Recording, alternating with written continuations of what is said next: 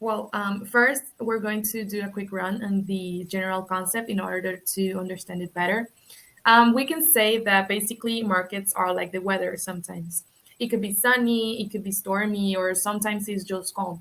But we can all agree that it's constantly changing. And just like the weather, through a certain process, following a certain process, you can predict the weather. So the same happens with markets. A careful study of markets will reveal certain forces underlying the apparently random movements. So, to forecast prices and outputs in individual markets, you must first master the analysis of supply and demand.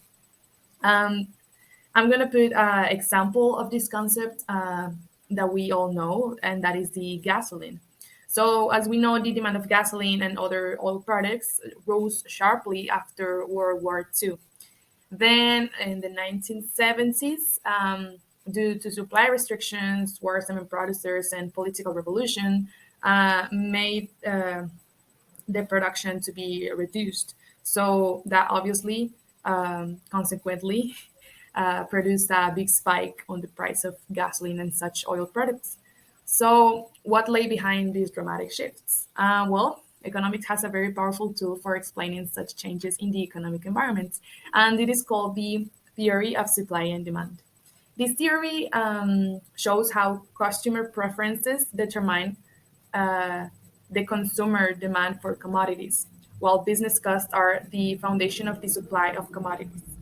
The increases in the price of gasoline occurred either because the demand of gasoline had increased or the supply of oil had decreased. So the same is true for every market, from internet stocks to diamonds to land. In conclusion, changes in supply and demand drive changes in output and prices. So the first concept that we're going to see is the demand schedule. By both common sense and a careful scientific observation, but you can also confirm this by yourself, the amount of a commodity people buy depends on directly on its price. It can also happen to you, to your family. You go to the supermarket and you see, I don't know, two donuts that apparently they both offer the same thing, but one is cheaper. Most of the people generally go with the cheaper option. Basically, the higher the price of an article, the lower units the customer is willing to buy.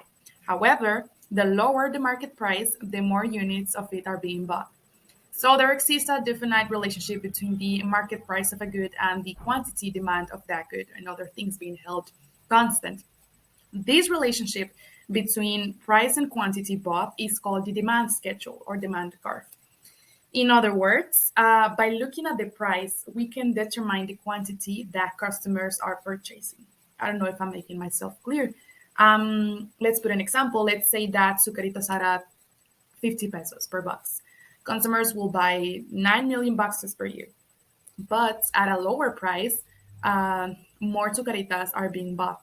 Let's put the price at 40 pesos. The quantity bought per year is going to be 10 million boxes, and so on. At a lower price, let's say 30 pesos, the quantity demand is still greater at 12 million boxes per year, and so on and so on.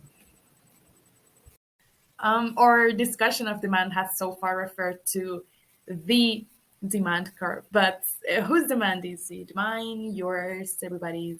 Well, the fundamental building block for demand is individual preferences. However, in this topic, we will always focus on the market demand, which represents the sum total of all individual demands. What I'm saying is that the market demand refers to what is observable in the real world. Um, the market demand curve is found by adding together the quantities demanded by all the individuals at each price. Basically, if prices drop, for example, the lower prices attract new customers through the substitution effects. In addition, a price reduction will induce extra purchases of goods by existing customers through both the income and the substitution effects. Conversely, a rise in the price of a good will cause some of us to buy less of that product. Okay, so forces behind the demand curve. The average income, as incomes rise, people tend to buy more of almost everything. Then we have the population, which is the larger the population, the larger the market demand. For example, California's 40 million people tend to buy 4 times more than do Rhode Island 1 million people. Prices of related goods. The prices and availability of related good also affect the demand. If there is a good, cheaper substitute product B for product A, then the demand of product A will be lower because people will buy more product B. Then we have tastes. This is a subjective element. They represent a variety of cultural and historical influences, and they may reflect genuine psychological or physiological needs. Special influences. These special influences can be, for example, the weather. An example is the demand for umbrellas is higher in Seattle because it's a rainy city than in Phoenix where it's not that rainy. Shifts in demand. The shifts in demand are changes that affect the quantity purchased of a product. An example of this is if I usually sell candy, but it's in Valentine's Day week, more people will want to buy this candy. Therefore, I will need more candy to sell, and the demand will be higher. Okay, so now we are moving on from demand to supply. The supply schedule, or also known as supply curve, shows the relationship between its market price and the amount of that commodity that producers are willing to produce and sell. In other words, the supply schedule relates the quantity supplied of a good of its market price. Here we have an example. So as we can see, the table shows for each price the quantity of cornflakes that cereal makers are willing to produce and sell. Now, on this paragraph, we can see that a smooth curve is passed through the points to give the upward sloping supply curve. Later, we will see what an upward slope is. Okay, so now here we have the forces behind the supply curve. To examine the forces determining the supply curve, the fundamental point to grasp is that producers supply commodities for profit and not for fun or charity. An important element underlying the supply curve is the cost of production, which is the total cost incurred by a business to either produce or offer their services. So with this, we need to have in mind that when the production costs for a good are low, it is profitable for producers to supply a great deal. While on the other hand, when production costs are high, the firm produces little and may go out of business. Now, the production costs are determined by the prices of inputs and technological advances. The prices of inputs such as labor, energy, and machinery have a very important influence on the cost of producing a given level of output. On the other hand, the technological advances consist of changes that lower the quantity of inputs needed to produce the same quantity of output. But production costs are not the only that goes into the supply curve. It also goes to prices of related goods, which are particularly goods that are alternative outputs of the production process. In this one, it is important to know that if the price of one production substitute rises, the supplies of another substitute will decrease. And finally, the government policy also has an important impact on the supply curve and also the special influences as well, because they affect the supply curve in the fact, like for example, the weather influence the farming industry. So in this part, we could see that the factors that affect the supply curve are five, which are technology, input prices, prices of related goods, government policy, and special influences. And now to finish with the supply curve, here we have the shifts in supply.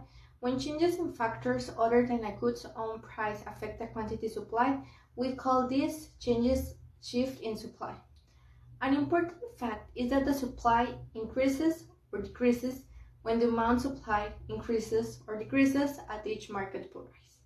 In simple words, shifts in supply means a change in the quantity supplied at every price.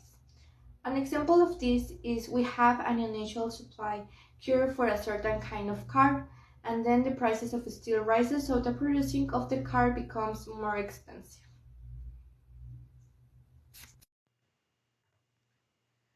Okay, equilibrium supply and demand. How do supply and demand interact? They basically interact to produce a market equilibrium. It is when a product or service comes at a price at which quantity demanded equals quantity supply. This equilibrium price is called market clearing price because demand and suppliers are satisfied. It occurs when the forces of supply and demand are in balance. It is also called equilibrium because there isn't a reason for price to rise or fall as long as nothing changes. Then we have the next topic, which is equilibrium with supply and demand curves. Uh, Here we basically have a brief example. Basically, what they do is to find which price the quantity they are going to use and sell a box according to the demanded ones in order for the demanders to be satisfied as well as the suppliers. This way, the state of the market is neutral as well as the price. In the other ones, we see that the price and quantity does not go along with the supply ones. So there is a surplus, meaning that there is a excess of quantity or a shortage, which is excess of quantity demanded over quantity supplied. If we can graph this, uh, to get the equilibrium point is when the curves intersect. They don't have the effect of a shift in supply or demand. The analysis of supply and demand can also predict the impact of changes in economic conditions, prices, and quantities. An example can be when bad weather raises the price of wheat, which is used to create bread. The supply is going to decrease, but the demand curve will not change because the farming weather does not affect the people's demand. But in the bread market, it's different because the bad harvest will make bakers produce less bread. Now the quantity demanded exceeds the supplied one, therefore the price rises. This makes the following steps to happen. First of all, the production rises, which is the quantity supply, and there is a discouragement of consumption and lowering quantity demanded, which happens simultaneously. Also, the price rises. All of this happens until a new equilibrium price is reached. We can also use our supply and demand analysis to examine how changes in demand affect the market equilibrium.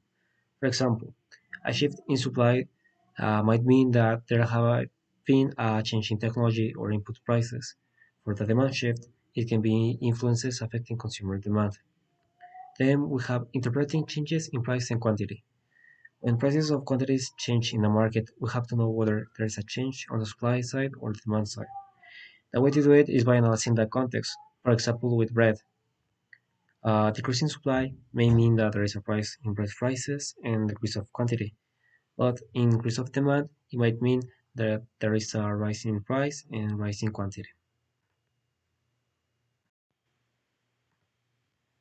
Then we have the next topic. It is supply, demand, and immigration. It is a very complex issue in supply and demand, but according to some people, this event will make supply curve of labor to increase and the wages to decrease. But the truth is that there is no evidence at all that there is a reduction in employment. But most analyses find out that 10% of increase of immigrants will reduce wages at least, well, no, at most 1%. The explanation for this is very simple. Basically, first of all, workers move to cities demanding labor and rise. The new equilibrium wage is the same as the original one because the increase of labor supply requires an increase of labor demand. A very important factor is that native-born residents may move out when immigrants move in, having for conclusion the total supply of labor unchanged, leaving the supply curve for labor in its original position and the wage unchanged. Then we have the last topic is rationing prices. Basically, the marketplace rations the prices through the interactions of supply and demand. The goods produced are going to be basically what is needed or intended in the context of the moment, and the goods will be produced for those who have more access to them, like people with higher incomes.